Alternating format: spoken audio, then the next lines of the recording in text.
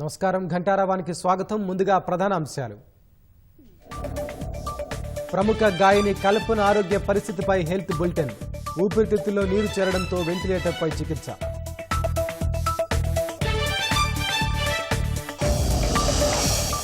మలక్పేటలో వివాహిత శిరీష హత్య కేసు కీలక మలుపు.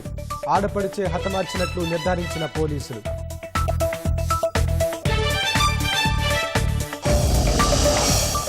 ఎమ్మెల్యే వేముల వీరేశానికి సైబర్ నేరగాళ్ల నుంచి నగ్న వీడియో కాల్. డబ్బులు ఇవ్వకుంటే సోషల్ మీడియాలో పెడతామంటూ బెదిరింపులు.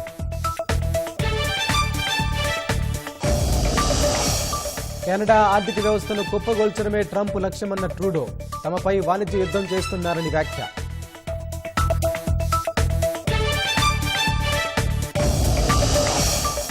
అమెరికాలో బద్దలైన హవాయి అగ్నిపర్వతం.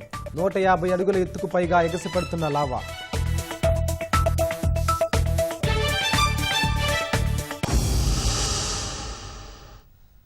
నకిరేకల్ ఎమ్మెల్యే వేముల వీరేశంపై సైబర్ నేరగాళ్లు బెదిరింపులకు పాల్పడ్డారు. ఎమ్మెల్యేకి సైబర్ నేరగాళ్లు న్యూడ్ కాల్ చేసి స్క్రీన్ షాట్ రికార్డ్ చేశారు. ఆ తర్వాత వీడియో పంపి బెదిరించారు. వీడియోలు, ఫోటోలు సోషల్ మీడియాలో అప్లోడ్ చేస్తామంటూ బెదిరించారు. తాము అడిగినంత డబ్బులు ఇవ్వాలంటూ బ్లాక్మెయిల్ చేశారు. పోలీసుల సలహాతో సైబర్ నేరగాళ్ల నెంబర్ బ్లాక్ చేసిన ఎమ్మెల్యే వేముల వీరేశం ప్రజలు అప్రమత్తంగా ఉండాలని సూచించారు. ఫోన్లు రావటం, వీడియో కాల్స్ రావటం, మెసేజ్లు రావటం, తర్వాత డబ్బులు డిమాండ్ చేయటం అనేటువంటిది జరిగింది. నేను పోలీసు వాళ్ళకి ఎందుకు రిపోర్ట్ చేసిందంటే, రాష్ట్రంలో ఉండేటువంటి ఏ వ్యక్తికైనా ఇట్లాంటి ఫోన్లు వచ్చినప్పుడు మీరు అప్రమత్తమై రిప్లై ఇవ్వకుండా ఆ ఫోన్ మాట్లాడాలనేటువంటి ఉద్దేశంతో మీరు మాట్లాడుతూ వారు వలవిసిరినటువంటి అంశాలలో మీరు తెలిసో తెలియకో అందులోకి వెళ్ళి బాధపడకుండా, డబ్బులు పోగొట్టుకోకుండా అప్రమత్తంగా ఉంటూ సంబంధించినటువంటి మీ ఏరియాలో ఉండేటువంటి పోలీసు వాళ్లకు రిపోర్ట్ చేయాలని చెప్పేసి నేను విజ్ఞప్తిస్తాను. రాత్రి నాకు ఫోన్ కాల్ వచ్చి తర్వాత మెసేజ్ వచ్చిన తర్వాత నేను స్థానిక సిఐ గారికి ఈ నెంబర్ని ఫార్వర్డ్ చేసి, ఇది ఎవరిది, ఎక్కడి నుంచి వస్తుంది, దీని వెనకాల ఉన్న ఉద్దేశాలు ఏంది అనేటువంటిది నేను కనుక్కున్న తర్వాత ఇది మధ్యప్రదేశ్ నుంచి వస్తుంది, ఇది సైబర్ నేరగాళ్ల పని అని చెప్పినప్పుడు దీన్ని పాయింట్అవుట్ చేయాలి. హైదరాబాద్ మలక్పేటలో జరిగిన వివాహిత శిరీష హత్య కేసు కీలక మలుపు తిరిగింది. శిరీషను ఆమె ఆడపడుచు హత్య చేసినట్లు పోలీసులు నిర్ధారించారు. హత్య విషయం తెలిసినా దాన్ని బయటపెట్టకుండా తన సోదరితో కలిసి శిరీష మృతదేహాన్ని భర్త వినయ్ మాయం చేయాలనుకుంటున్నట్లు పోలీసులు గుర్తించారు. శిరీషకు మత్తుమందు ఇచ్చి స్పృహ కోల్పోయిన తర్వాత ఊపిరాడకుండా చేసి చంపినట్లు పోలీసులు తేల్చారు. వినయ్, అతడి సోదరిని పోలీసులు అదుపులోకి తీసుకున్నారు. నాగర్ కర్నూలు జిల్లా దోమలపెంటకు చెందిన వినయ్ను శిరీష ప్రేమ వివాహం చేసుకుంది. ఈ పెళ్లి ఇష్టం లేని కుటుంబం ఆమెను దూరంగా ఉంచారు. దంపతులిద్దరూ మలక్పేటలోని జమునా టవర్స్లో ఉంటున్నారు. ప్రైవేట్ ఉద్యోగం చేసిన వినయ్ ప్రస్తుతం ఖాళీగా ఉంటున్నాడు. శిరీష ఓ ప్రైవేట్ ఆసుపత్రిలో నర్సుగా పనిచేస్తోంది. 2019లో ఆమెకు పాప జన్మించింది. పెళ్లైన ఏడాది నుంచే భార్యపై అనుమానంతో వినయ్ నిత్యం గొడవ పడేవాడు. ఈ నెల 2న ఉదయం 10 గంటలకు భార్య సోదరి స్వాతికి ఫోన్ చేసి శిరీష ఛాతీ నొప్పితో మరణించినట్టు సమాచారం ఇచ్చాడు. ఈ విషయాన్ని స్వాతి నిజాంపేటలోని మేనమామ మధుకర్కు చెప్పింది. ఆయన శిరీష నంబర్కు ఫోన్ చేసి అట్నుంచి మాట్లాడిన మహిళతో తానొచ్చేంత వరకు ఆ మృతదేహాన్ని అక్కడే ఉంచాలని సూచించాడు. అనంతరం పలుమార్లు ఫోన్ చేసినా స్పందించకపోవడంతో ఆసుపత్రిలో సంప్రదించాడు. మృతదేహాన్ని అంబులెన్స్లో గ్రామానికి తీసుకెళ్తున్నట్లు వారు సమాచారం ఇచ్చారు. ఆసుపత్రి నుంచి అంబులెన్స్ డ్రైవర్ నెంబర్ తీసుకుని ఫోన్ చేసి ఆరా తీయటంతో ఆ మృతదేహాన్ని నాగర్ కర్నూలుకు తరలిస్తున్నట్లు చెప్పాడు. దోమలపెంట సమీపంలో ఉన్నట్టు తెలిపాడు. నగర పోలీసుల సాయంతో అంబులెన్స్ డ్రైవర్ వినయ్తో ఫోన్లో మాట్లాడించి ఆ మృతదేహాన్ని సోమవారం నగరానికి రప్పించారు. పోస్టుమార్టం నిమిత్తం ఉస్మానియాకు తరలించారు. అనుమానాస్పద మృతిగా చాదరఘాట్ పోలీసులు కేసు నమోదు చేసుకుని దర్యాప్తు చేపట్టారు.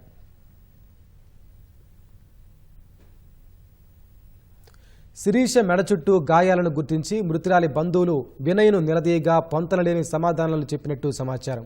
ఛాతీ నొప్పితో కుప్పకూలినప్పుడు సిపిఆర్ చేశానని, ఆ సమయంలో చేతి గోళ్లు గీసుకుపోయాయంటూ ఒకసారి, ఆ మృతదేహాన్ని తరలించేటప్పుడు కుదుపులకు గాయాలైనట్లు మరోసారి చెప్పాడు.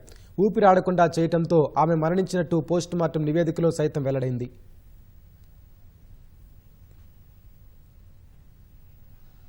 సీఎం రేవంత్ రెడ్డితో ఏఐసీసీ రాష్ట్ర వ్యవహారాల ఇన్ఛార్జ్ మీనాక్షి నటరాజన్ సమావేశమయ్యారు. ఎమ్మెల్యే కోట ఎమ్మెల్సీ అభ్యర్థుల ఎంపికపై ఇరువురి మధ్య చర్చ జరిగినట్లు తెలుస్తోంది. ముఖ్యమంత్రి రేవంత్ రెడ్డి ఎల్లుండి ఢిల్లీకి వెళ్లే అవకాశం ఉంది. దీనికి సంబంధించి మరింత సమాచారం మా ప్రతినిధి తిరుపాల్ రెడ్డి అక్కడి నుంచి ప్రత్యక్ష ప్రసారం అందిస్తారు.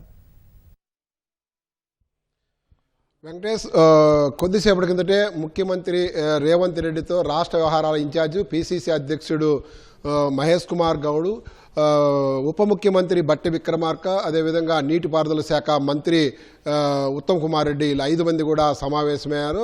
ఎమ్మెల్యే కోట ఎమ్మెల్సీ అభ్యర్థుల ఎంపికకు సంబంధించి దాదాపు గంటకు పైగా వీళ్ళు సమావేశం జరిగినట్టుగా మనకు సమాచారం ఉన్నది. అయితే ఎమ్మెల్సీ అభ్యర్థుల ఎంపిక విషయంలో ఎలాంటి విధి విధానాలు పాటించాలో దాని మీదనే ఎక్కువగా చర్చ జరిగినట్టుగా తెలుస్తోంది. భారీ ఎత్తున పోటీ ఉండడంతో ఈ పోటీని ఏ విధంగా నిలువరించాలి, ఈ పోటీని ఫిల్టర్ చేసేదానికి ఎలాంటి విధి విధానాలు పాటించాలి అనే అంశాల మీదనే ఎక్కువగా చర్చ జరిగినట్టుగా సమాచారం ఉన్నది. అయితే ప్రధానంగా ఎవరైతే ఎమ్మెల్సీ అభ్యర్థుల కోసం ఎమ్మెల్సీ పదవుల కోసం ఆశిస్తున్నారో వాళ్ళందరూ కూడా వాళ్ళు ఎలాంటి అంటే ప్రజెంట్ ఇట్లా పోటీ చేసిన వాళ్ళు కానీ లేకపోతే ఇప్పటికే నామినేటెడ్ పోస్టులు ఉన్న వాళ్ళు కానీ కూడా పోటీ పడుతున్నారు. కానీ ఇక్కడ ఒక విధి విధానాలు రూపకల్పన చేసుకొని ముందుకెళ్తేనే ఈ పోటీ నుంచి కొంతవరకు ఉపశమనం లభిస్తుందని చెప్పేసి పార్టీ భావిస్తున్నట్టుగా తెలుస్తుంది. అందులో భాగంగానే ఈ గంట పాటు చర్చ జరిగినట్టుగా తెలుస్తుంది. కాంగ్రెస్ పార్టీకి లాయల్గా ఉండి పనిచేసిన వాళ్ళకి అవకాశం ఇవ్వాలని చెప్పేసి పార్టీ భావిస్తున్నట్టు తెలుస్తుంది. మొత్తం మీద 5 ఎమ్మెల్సీ స్థానాలు ఈ నెల 29వ తేదీకి ఖాళీ ఏర్పడుతున్నాయి. ఈ 5ంటిలో ఒక ఎమ్మెల్సీ మాత్రము బీఆర్ఎస్కు పోతుంది. మిగిలిన 4 ఎమ్మెల్సీలు కాంగ్రెస్ పార్టీకి రానున్నాయి. ఈ 4 ఎమ్మెల్సీలకు సంబంధించి అభ్యర్థుల ఎంపిక చేయాల్సి ఉంది. ఇందుకు సంబంధించి ఇప్పటికే వివిధ సామాజిక వర్గాల నుంచి పెద్ద ఎత్తున దరఖాస్తులు పిసిసి అధ్యక్షుడికి చేరాయి. అదేవిధంగా రాష్ట్ర వ్యవహారాల ఇన్ఛార్జి మీనాక్షి నటరాజన్ కూడా అందుబాటులో ఉండడంతో ఆమెను కలిసేదానికి కూడా ఇటు గాంధీ భవన్కు కూడా పెద్ద సంఖ్యలో నాయకులు తరలి వస్తున్నారు. వాళ్ళ బయోడేటా ఇచ్చి తాము కూడా బరిలో ఉన్నాం, తాము కూడా అర్హులం అని చెప్పేసి ఆమెతో విన్నవించేదానికి నిన్నటి నుంచి కూడా పెద్ద సంఖ్యలో తరలి వస్తున్నారు. ఇప్పటికే 10ల సంఖ్యలో ఎమ్మెల్సీ పదవుల కోసం పోటీ పడుతున్నట్టుగా మనకు సమాచారం ఉన్నది. గత 2 రోజులుగా కూడా పెద్ద సంఖ్యలో దరఖాస్తులు అందిస్తున్నారు. తాము కూడా బరిలో ఉన్నాం, తమ పేరును కూడా పరిశీలించాలని చెప్పేసి కోరుతున్నట్టుగా తెలుస్తుంది. ఈ నేపథ్యంలో ఈవేళ బ్రేక్ఫాస్ట్ మీటింగ్ ముఖ్యమంత్రి నివాసంలో జూబ్లీ హిల్స్లో జరిగింది. దాదాపు గంట పాటు జరిగినట్టుగా తెలుస్తోంది. ప్రధానంగా మనం తీసుకున్నట్లయితే రాష్ట్రంలో ఎలాంటి నిర్ణయాలు తీసుకోవాలన్నా ఒక కోర్ కమిటీ ఉంటుంది. ఆ కోర్ కమిటీలో ముఖ్యమంత్రి, పిసిసి అధ్యక్షుడు, ఉప ముఖ్యమంత్రి, రాష్ట్ర వ్యవహారాల ఇన్ఛార్జి, అదేవిధంగా సీనియర్ మోస్ట్ నాయకుడు, అదేవిధంగా మాజీ పిసిసి అధ్యక్షుడు ఉత్తమ్ కుమార్ రెడ్డి, వీళ్ళు 5 మంది ఒక కోర్ కమిటీ. ఈ కోర్ కమిటీలో చర్చించిన తర్వాత నిర్ణయం తీసుకున్న తర్వాతనే ఏదైనా జాబితా ఏఐసీసీకి చేరుతుంది. ఏఐసీసీలో కూడా చర్చించిన తర్వాత ఫైనల్గా నిర్ణయం తీసుకుంటారు. అందులో భాగంగానే అంటే ఎమ్మెల్యే కోట ఎమ్మెల్సీకి సంబంధించి ఇప్పటికే నోటిఫికేషన్ కూడా జారీ అయింది. 3వ తేదీ నుంచి నామినేషన్ల ప్రక్రియ కూడా మొదలైంది కాబట్టి 10వ తేదీకి నామినేషన్లు గడువు కూడా ముగియ ఉన్నది. అంటే ఈ లోపలనే అభ్యర్థులను ఎంపిక చేయాలి, అదేవిధంగా నామినేషన్లు కూడా వేపించాలి. కాబట్టి అందులో భాగంగానే ముఖ్యమంత్రి ఢిల్లీ నుంచి వచ్చిన తర్వాత ఈవేళ ఉదయమే బ్రేక్ఫాస్ట్ మీటింగ్ కోసం వీళ్ళందరూ కూర్చున్నారు. గంట పాటు చర్చించారు. విధి విధానాల మీద చర్చించినట్టు తెలిసింది. ఆ విధి విధానాల మీద కూడా ఒక నిర్ణయానికి వచ్చినట్టుగా సమాచారం లేదు. దీని మీద మరొకసారి కూర్చొని చర్చించాల్సిన అవసరం ఉండదని అభిప్రాయపడినట్టుగా తెలుస్తోంది. అంటే ఎవరైతే గతంలో ఎమ్మెల్యేకి కానీ ఎంపీకి కానీ పోటీ చేసి ఓడిన వాళ్లకు తిరిగి ఎమ్మెల్సీలో స్థానం కల్పించకూడదని ఒక నిబంధన పెట్టుకున్నట్టుగా తెలుస్తోంది. అదేవిధంగా బయట నుంచి వచ్చిన వాళ్లకు విధి లేని పరిస్థితుల్లో ఏఐసీసీ ఏదైనా హామీ ఇస్తే తప్పక, లేదంటే వాళ్ళకి ఎవరికి కూడా ఎమ్మెల్సీ పదవి ఇవ్వకూడదని చెప్పేసి కూడా మరొక నిబంధన ఉన్నట్టుగా తెలుస్తోంది. అదేవిధంగా సిపిఐకి సంబంధించి ఎన్నికల ముందు పొత్తు పెట్టుకున్నారు. ఆ పొత్తులో భాగంగా మాకు ఒక ఎమ్మెల్సీ స్థానం కావాలని కావాలని చెప్పేసి 2 రోజుల కిందట పిసిసి అధ్యక్షుడిని సిపిఐ ఎమ్మెల్యేతో పాటు ఆ రాష్ట్ర కార్యదర్శి కూడా పిసిసి అధ్యక్షుడు మహేష్ కుమార్ గౌడ్ను కలిసి తమకు ఒక ఎమ్మెల్సీ ఇవ్వాలని చెప్పేసి విజ్ఞప్తి చేశారు. ఆ విజ్ఞప్తిని ఏఐసిసి దృష్టికి తీసుకెళ్లి నిర్ణయం తీసుకుంటామని చెప్పేసి హామీ ఇచ్చినట్టుగా తెలుస్తుంది. అయితే ఈ విషయం కూడా ఇక్కడ ఈ వేళ కూర్చున్న ఈ సమావేశంలో చర్చకు వచ్చినట్టుగా మనకు సమాచారం ఉన్నది. అయితే అన్ని అంశాల మీద కూలంకుషంగా చర్చించిన తర్వాత ఎలాంటి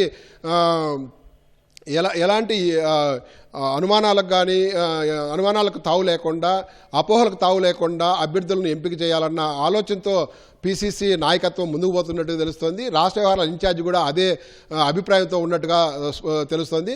ముఖ్యమంత్రి కూడా పార్టీకి కమిట్మెంట్తో పనిచేసే వాళ్ళకే అవకాశం కల్పించాలని చెప్పి కూడా అభిప్రాయపడుతున్నట్టు తెలిసింది. కాబట్టి మొత్తం మీద కూడా ఈ కోర్ కమిటీ అంతా కూడా పార్టీకి లాయల్గా ఉండి పార్టీ కోసం పనిచేసి పార్టీ బలోపేతం కోసము ఎవరైతే పనిచేస్తున్నారో వాళ్ళకు మాత్రమే అవకాశం కల్పించాలని చెప్పేసి ఒక ఏకాభిప్రాయానికి వచ్చినట్టుగా మనకు సమాచారం ఉండాలి. అయితే దానికి సంబంధించి మరొకసారి కూర్చొని ఫైనల్గా నిర్ణయం తీసుకోవాలని ఆలోచిస్తున్నట్టుగా సమాచారం ఉన్నది. మరొక వైపు నిన్నటి నుంచి పార్లమెంట్ నియోజకవర్గాల వారీగా సమీక్షలు కొనసాగుతున్నాయి. ఆయా నియోజకవర్గాల్లో ఉన్న సమస్యలు కానీ లేకపోతే నాయకుల మధ్య ఉన్న విభేదాలు కానీ వీటన్నిటి మీద కూడా చర్చించి ముందుకు వెళ్ళాలని చెప్పేసి భావిస్తున్నారు. అందులో భాగంగానే నిన్న 2 నియోజకవర్గాలకు సంబంధించి మల్కాజ్గిరి అట్లాగే మెదక్ 2 నియోజకవర్గాలకు సంబంధించి చర్చ కొనసాగింది. ఈవేళ మరో 2 నియోజకవర్గాలకు సంబంధించి కూడా చర్చ కొనసాగనున్నది. నిన్న జరిగిన 2 పార్లమెంట్ నియోజకవర్గాల చర్చలో తీవ్రంగా అంటే ప్రతి అంశాన్ని కూలంకుషంగా చర్చించినట్టుగా తెలుస్తుంది. అయితే రాష్ట్ర వ్యవహారాల ఇన్ఛార్జి ఒకటే స్పష్టం చేస్తున్నారు, ఎవరు కూడా పార్టీకి వ్యతిరేకంగా, పార్టీకి భిన్నంగా, పార్టీ నియమావళిని ఉల్లంఘించి మాట్లాడితే ఎవరిని సహించము, ఏదైనా సమస్య ఉంటే తమ దృష్టికి తీసుకెళ్ళ తమ అందుబాటులో ఉంటానని చెప్పి కూడా స్పష్టం చేశారు. ఒకవేళ తన పనితీరు కూడా బాగలేదనుకుంటే కూడా ఏఐసిసికి ఫిర్యాదు చేయొచ్చు అని చెప్పి స్పష్టం చేస్తున్నారు. కానీ బయట మీడియాకు కానీ లేకపోతే బహిరంగంగా వ్యాఖ్యలు చేసినట్లయితే కూడా ఎంతటి వారినైనా కానీ వారిపైన చర్య తీసుకోవాల్సి వస్తుందని చెప్పి కూడా హెచ్చరించినట్టుగా తెలుస్తుంది. మరొక వైపు ప్రభుత్వం ఏదైతే అమలు చేస్తుందో సంక్షేమ అభివృద్ధి కార్యక్రమాలకు సంబంధించి కూడా గడప గడపకు తీసుకుపోవాలని చెప్పేసి స్పష్టం చేశారు. ఇందుకోసం మండల స్థాయి, నియోజకవర్గ స్థాయి, జిల్లా స్థాయి కమిటీలు ఏర్పాటు చేసుకొని ప్రతి కార్యక్రమాన్ని కూడా మనం ప్రతి గడపకు తీసుకెళ్ళినట్లయితే కూడా పార్టీ బలోపేతం అయ్యేదానికి స్కోప్ ఉంటుంది. వచ్చే 4 ఏళ్లకు ఇప్పటి నుంచే మనం ప్రణాళికలు సిద్ధం చేసుకొని కార్యాచరణతో ముందుకు వెళ్ళాలని చెప్పేసి కూడా ఆమె స్పష్టం చేసినట్టుగా తెలుస్తుంది. అదేవిధంగా నియోజకవర్గాల వారిగా కానీ, మండలాల వారిగా కానీ, జిల్లాల వారిగా కానీ నాయకుల మధ్య అనైక్యత ఉంటే కూడా పార్టీ బలోపేతం కావడానికి ఇబ్బందికర పరిస్థితులు ఏర్పడతాయని చెప్పి కూడా హెచ్చరించినట్టుగా తెలుస్తుంది. బయట నుంచి వచ్చిన వాళ్ళతో కూడా కలిసిమెలిసి అందరూ కలిసికట్టుగా ముందుకు పోవాలని చెప్పేసి స్పష్టం చేశారని చెప్పి కూడా తెలుస్తుంది. మరొకవైపు ఎవరైతే బయట నుంచి వచ్చారో వాళ్ళకి ఇప్పటికిప్పట్లో పదవులు ఏవి ఉండవని కూడా స్పష్టం చేసినట్టుగా సమాచారము. అయితే ఎవరైతే పార్టీ కోసం గత 10 ఏళ్లుగా పనిచేస్తున్నారో వాళ్ళకు మాత్రమే పార్టీలో పదవులు ఇచ్చేదానికి అవకాశం ఉండదని చెప్తున్నారు.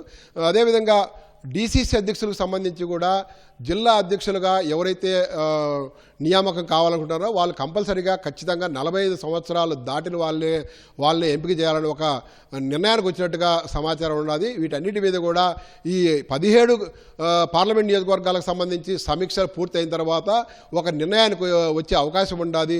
ఆయా నియోజకవర్గాల్లో ఉన్న సమస్యలు ఏంటి, వాటి పరిష్కారానికి ఎలాంటి విధానంలో ముందుకు పోవాలి, తదితర అంశాలన్నింటినీ కూడా కూలంకషంగా చర్చించుకున్న తర్వాత అసెంబ్లీ నియోజకవర్గాల వారీగా కూడా సమావేశాలు పెట్టాలని చెప్పేసి ఒక యోచనతో ఉన్నారు. దానికి సంబంధించి కూడా ముందు కార్యాచరణ ఏర్పాటు చేసుకొని ముందుకు పోయే అవకాశం కనిపిస్తుంది. Over to studio. ధన్యవాదాలు తిరుపాల్ రెడ్డి. అపస్మారక స్థితిలో కూకటిపల్లిలోని హోలిస్టిక్ ఆసుపత్రిలో చేరిన సినీ గాయని కల్పనకు చికిత్స కొనసాగుతోంది. ఆమె ఆరోగ్య పరిస్థితి నిలకడగా ఉన్నట్లు ఆసుపత్రి వైద్యులు తెలిపారు. ఈ మేరకు ఆమెకు సంబంధించిన హెల్త్ బులెటిన్ విడుదల చేశారు. గాయని కల్పన నిద్రమాత్రలు మింగినట్లు వైద్యులు తెలిపారు. ఆమె ఊపిరితిత్తుల్లో నీరు చేరడంతో వెంటిలేటర్పై చికిత్స అందిస్తున్నామన్నారు.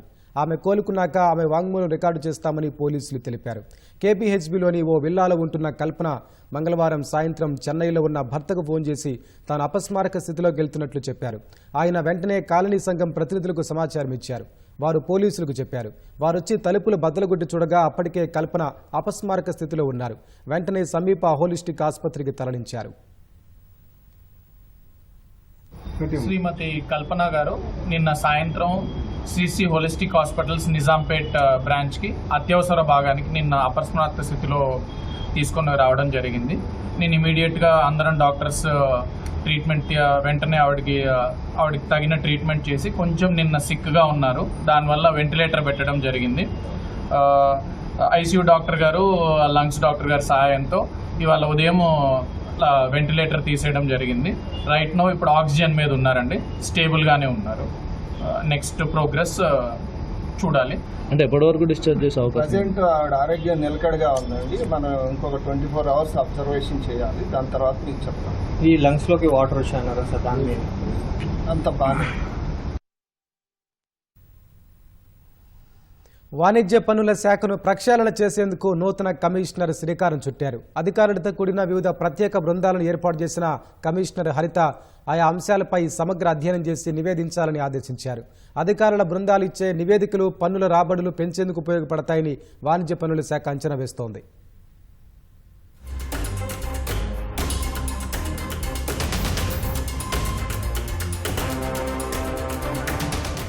ప్రభుత్వానికి ఆదాయం సమకూర్చడంలో రాష్ట్ర వాణిజ్య పన్నుల శాఖ కీలక పాత్ర పోషిస్తోంది.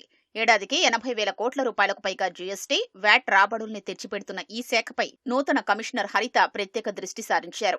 ప్రధానంగా వాణిజ్య పన్నుల శాఖను పూర్తి స్థాయిలో పునర్వ్యవస్థీకరణ, ఉద్యోగుల సమస్యలు, పదోన్నతులు, అదనపు రెవెన్యూ పెంపునకు ప్రణాళిక, ఆడిట్ల తాజా పరిస్థితులు వంటి 25 అంశాలపై సమగ్ర అధ్యయనం చేసేందుకు అధికారులతో ప్రత్యేక బృందాలు ఏర్పాటు చేశారు.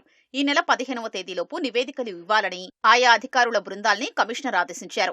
వాణిజ్య పన్నుల శాఖలో పనిచేసిన అనుభవం ఉండడంతో శాఖను పూర్తి స్థాయిలో ప్రక్షాళన చేసే దిశలో కమిషనర్ ముందుకు వెళుతున్నారు.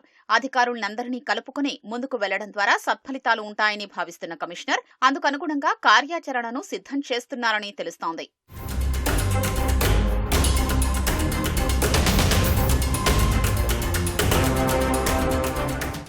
ఫిబ్రవరి నెలలో ఆశించిన స్థాయిలో జీఎస్టీ రాబడులు రాలేదని భావిస్తున్న వాణిజ్య పన్నుల శాఖ అందుకు కారణాల్ని అన్వేషించే పనిలో పడ్డది.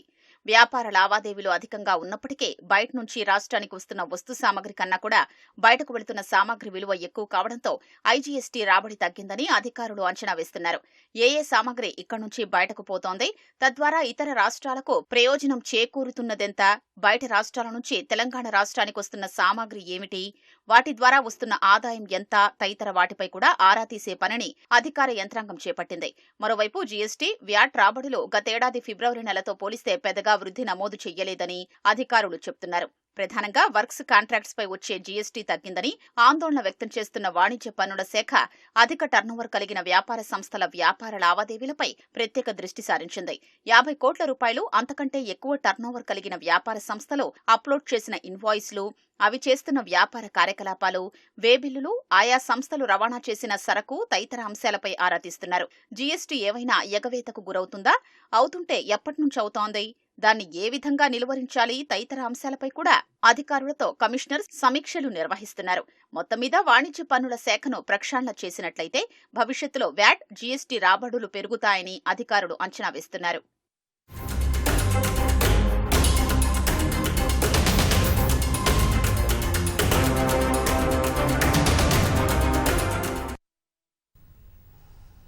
ఆదిలాబాద్లో మూతపడ్డ సిమెంటు పరిశ్రమ పునరుద్ధరణపై నీలినీడలు కమ్ముకున్నాయి. 2.5 దశాబ్దాలుగా పరిశ్రమ తెరుస్తారని కార్మికులు యువత ఎదురు చూస్తుండగా తాజాగా యాజమాన్యం అందులోని యంత్ర సామగ్రిని తుక్కు కింద విక్రయించేందుకు టెండర్లు ఆహ్వానించడం స్థానికులను ఆందోళనకు గురిచేస్తోంది.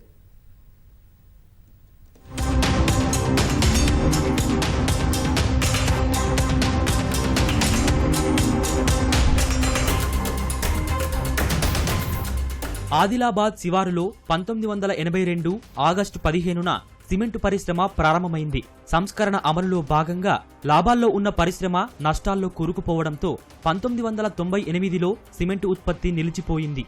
అప్పట్నుంచి పరిశ్రమ పునరుద్ధరణకు పోరాటాలు జరుగుతూనే ఉన్నాయి. పరిశ్రమకు సొంతంగా 870 ఎకరాల భూమి ఉండగా మరో 2000 ఎకరాల లీజు భూమి ఉంది. మరో 100 ఏళ్లకు సరిపడా సున్నపురాయి అందుబాటులో ఉన్న పరిశ్రమ మూసివేతతో 4000 మంది ఉద్యోగులు, కార్మికులు ఉపాధికి దూరమయ్యారు. పాత బకాయిల కోసం ఉద్యోగులు హైకోర్టును ఆశ్రయించారు. ఈ నేపథ్యంలో యాజమాన్యం టెండర్లకు పిలువడంతో కోర్టులో వివాదం ఇంకా తేలకముందే పరిశ్రమలోని సామాగ్రిని అమ్మకానికి పెట్టడం ఏంటని ఉద్యోగులు ప్రశ్నిస్తున్నారు. హైకోర్టు రిజర్వ్ ఫర్ ఆర్డర్ ఉన్నప్పుడు ఈ చైర్మన్ ఈ టెండర్ ఎట్లా ఫ్లోట్ చేసిండు, ఇట్లా ఫైనల్ చేస్తానంటాడు. 2017 వరకు మేము అడిగితే 2008 వరకు ఇస్తా అంటాడు. ఇంత మట్టుకు మాకు బకాయిలు ఇవ్వలేదు, ఎవరికి కూడా గ్రాట్యుటీ రాలేదు, పిఎస్ఎస్ ఎక్స్గ్రేషర్ రాలేదు, డ్యూస్ రాలేదు. ఏమీ రాకుండా ఈ రోజు టెండర్ ఫ్లోట్ చేస్తాడు. మేము ఊరుకుంటామా? ఖచ్చితంగా మేము అక్కడ గోడ తిరగ నిల్చుంటాం. ఒక ఐటమ్ కూడా పోనీయం మేము. ఇక్కడ ప్రజలు అనుకుంటున్నారు ఆదిలాబాద్ సీసీని ఓపెన్ చేయాలని, ఉద్యోగులు ఏమనుకుంటున్నారు మా బకాయిలు ఇవ్వాలని.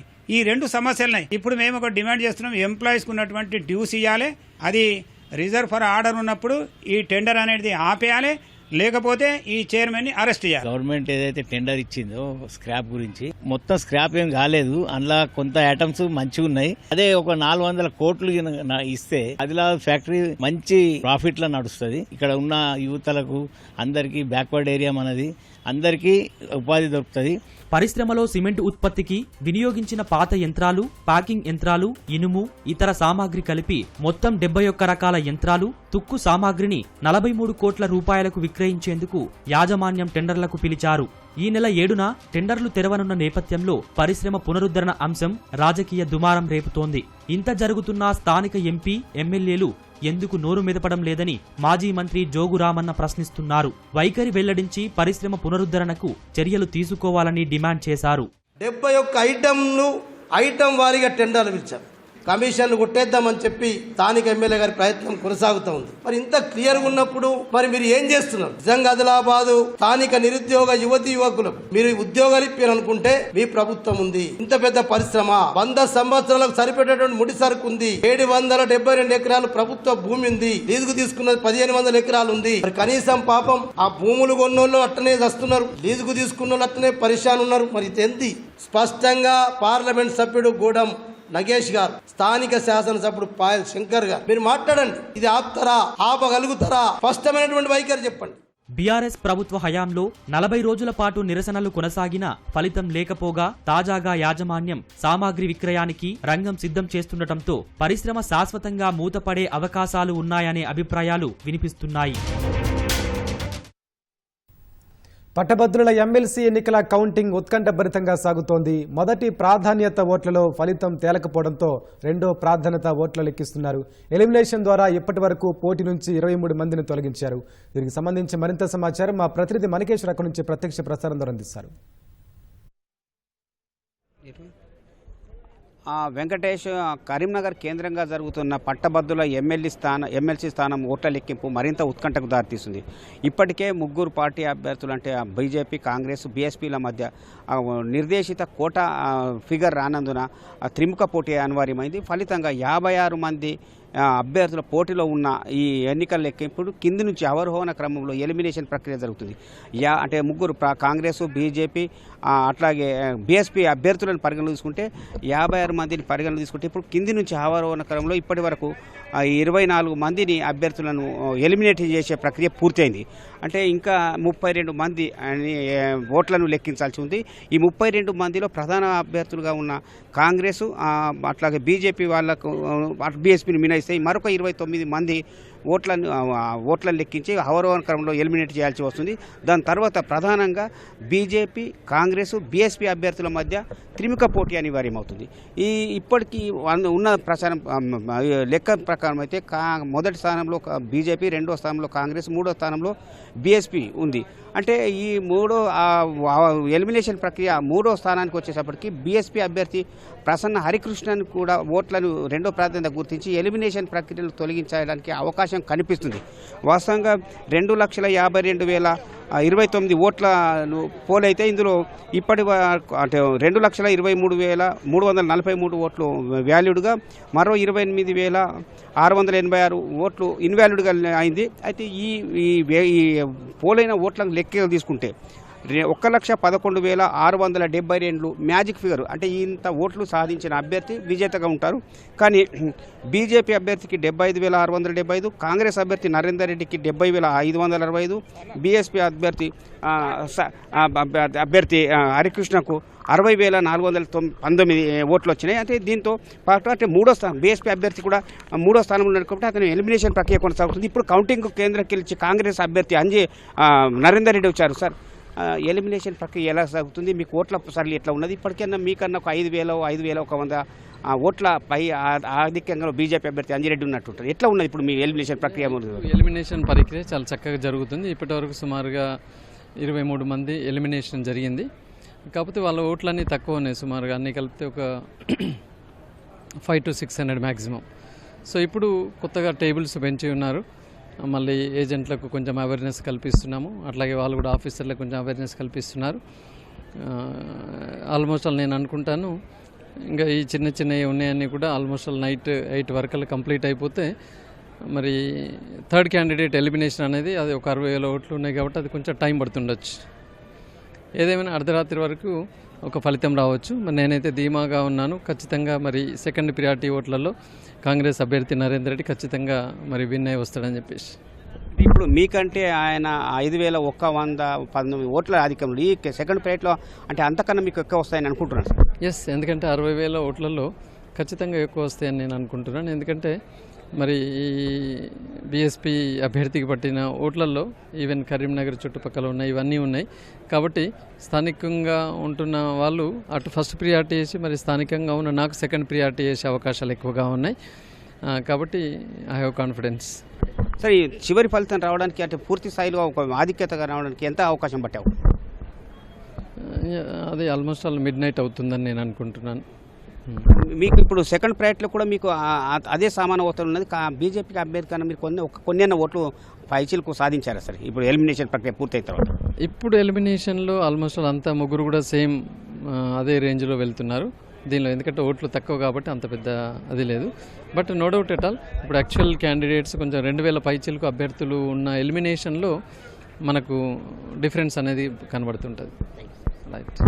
కాంగ్రెస్ అభ్యర్థి నరేందర్ రెడ్డి అభిప్రాయం అంటే ఎలిమినేషన్ ప్రక్రియ 24 మంది అభ్యర్థులు అయితే పూర్తి అయ్యారు, అందులో వచ్చిన ఓట్లు కూడా అంటే బీజేపీ కాంగ్రెస్కు సమానంగానే వస్తున్నది అనే మాట ఆయన ద్వారా కూడా వినిపిస్తుంది. ఇక ముగ్గురు మధ్యని పరిగణలోకి తీసుకుంటే బీఎస్పీ అభ్యర్థి ప్రసన్న హరికృష్ణన్ ఎలిమినేషన్ ప్రక్రియ పూర్తి అయితే కాంగ్రెస్ బీజేపీ మధ్య హోరాహోరీ పోటీ కొనసాగుతుంది. ఆ ప్రక్రియ పూర్తిగా ఉంటే అర్ధరాత్రి అయ్యే అవకాశం ఉందనే మాట కాంగ్రెస్ అభ్యర్థి నరేందర్ రెడ్డి నుంచి వినిపిస్తుంది. ఇది తాజాగా కరీంనగర్ కేంద్రంగా జరుగుతున్న పట్టభద్రుల ఎమ్మెల్సీ ఎన్నికల ఓట్ల తీరు. కెమెరామెన్ తిరుపతితో మణి, ఓటు హైదరాబాద్ స్టూడియో.